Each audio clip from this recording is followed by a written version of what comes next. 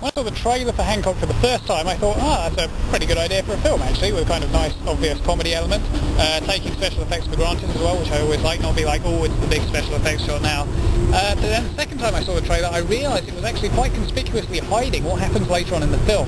So that was the main reason I went to see it. And sure enough, I mean, unfortunately it takes about half the film to go through what you already know is happening, and then dives into something very different, which is a very interesting thing to do.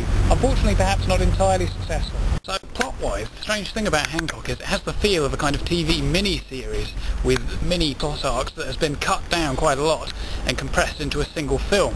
And the big problem with that is that people have basically been tricked into going to see that by the trailer, which is quite misleading. So I think it will be pretty unpopular. Also, as an arc for a film, it's quite a strange experience, with the first half only, quite interestingly but bizarrely, alluding to the latter half.